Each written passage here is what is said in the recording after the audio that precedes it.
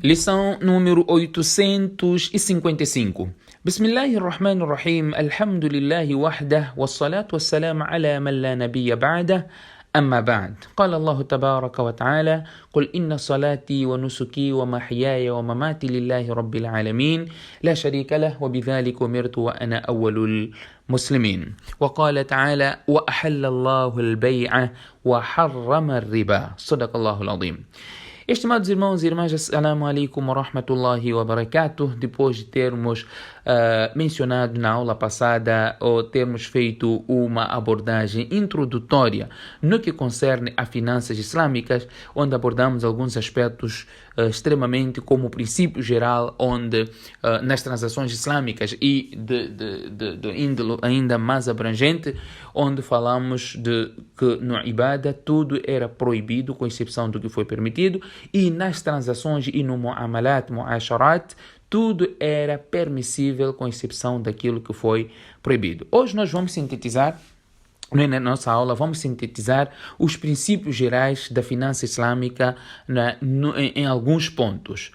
Alguns pontos para sintetizar o que abrange o sistema financeiro islâmico. Portanto, o primeiro aspecto, como dissemos, que a transação comercial é ibada, se for feita em conformidade ao estatuído no Sharia, aquilo que foi estipulado no Sharia, imediatamente aquela transação torna-se ibada. Portanto, esta transação proíbe, juros, aquilo que chamamos de riba ou excesso, também proíbe a especulação ou risco, que é questão de gharar, um risco que você nem sequer imagina.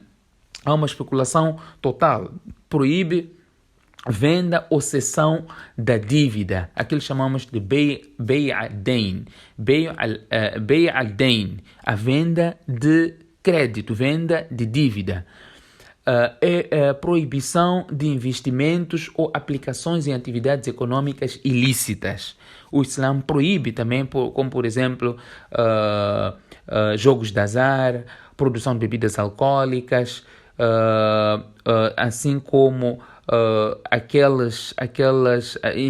aquele investimento na indústria de produtos proibidos, ilícitos, haram, como por exemplo tabaco, álcool, alimentos derivados de porco, casinos, entretenimento de adulto, falando concretamente da pornografia, etc. Todas esse tipo de transação está proibido e vedado de acordo com os princípios da Sharia.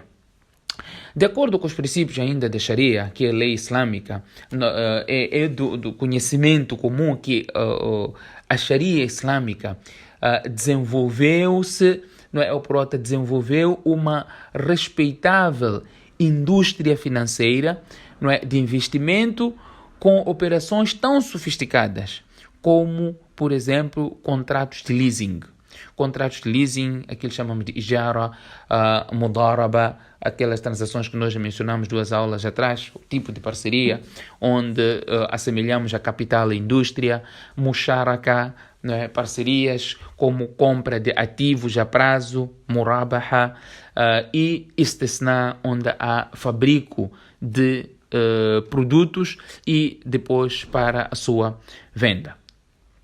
O princípio é o seguinte: a pessoa que dá o dinheiro para uma outra pessoa, deve decidir se esta doação, este dar dinheiro, ele deseja ajudar a outra parte ou se pretende compartilhar algum lucro.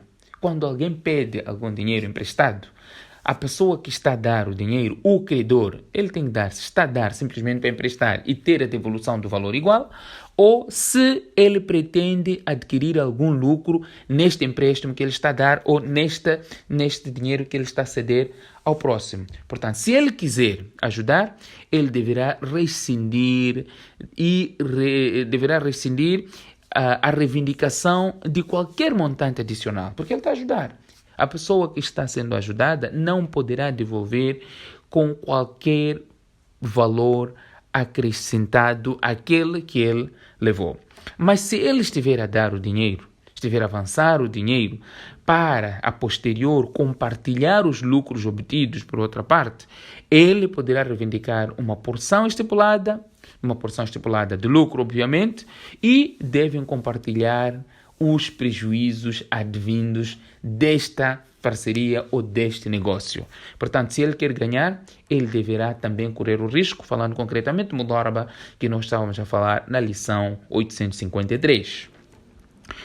Em momento algum, o Sharia proibiu, não é, o financiamento com propósito de ganho. Não, o Sharia não proibiu isso. Não proibiu o financiamento com propósito de ganho. Mas nestes casos, o Sharia tem como opção o Musharaka e Mudharaba. E se estes dois meios não forem convenientes, há ainda outras alternativas, como o Ijara, Salam ou Istisna, que nós a posterior iremos entrar com mais detalhes no que diz respeito a este tipo de transação. Qual é o propósito disso? O propósito disso é para não deixar ou para evitar com que o rico se torne mais rico e o pobre se torne cada vez mais pobre. Portanto, todas essas estruturas são montadas em torno de um princípio fundamental que é o de evitar a especulação.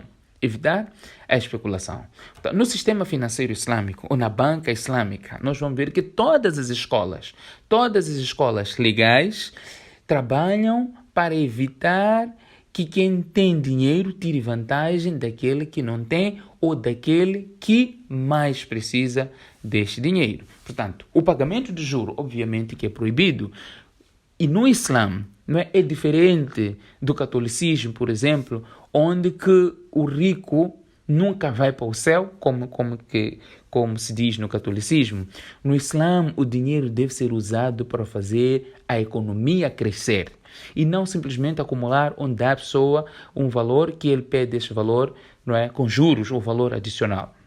Não há nada de errado em ganhar dinheiro no Islã, desde que a sua atividade agregue algum tipo de valor. Este é o princípio.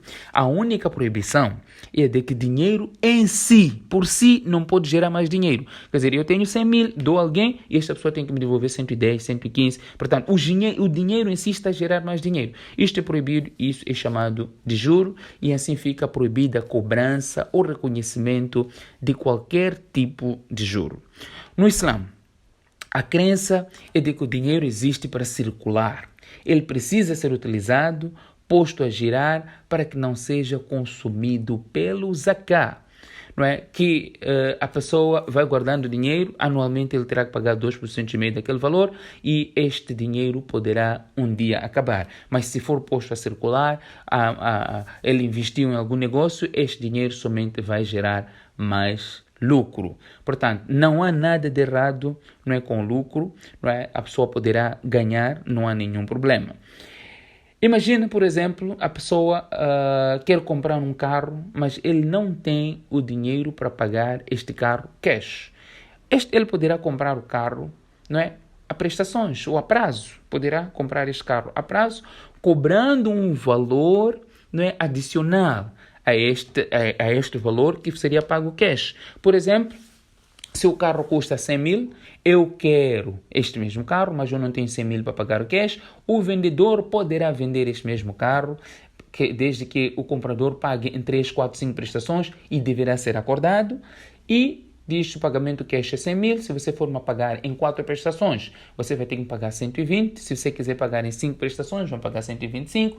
E a pessoa deverá estabelecer quantas prestações ele vai querer e não deixar no pendente, ou vai pagar em 4 ou em 5. Não, ele deve fixar, olha, eu vou pagar em 4 prestações e o valor fixo é tanto, que é diferente do valor cash. Não há nenhum problema quanto a isso e isso também nós iremos ver no decorrer da nossa explanação relacionada a financiamento e a sistema financeiro islâmico, que inshallah na próxima lição iremos entrar até em mais detalhe relacionado, não é, a finanças islâmicas, onde iremos falar da parceria. Iremos falar da parceria, falando concretamente de musharaka. Musharaka, que é um tipo também de contrato de parceria. Que Allah subhanahu wa ta'ala conceda a todos nós tawfiq. سبحانك اللهم بحمدك نشهد لا إله إلا أنت نستغفرك ونتوب إليك.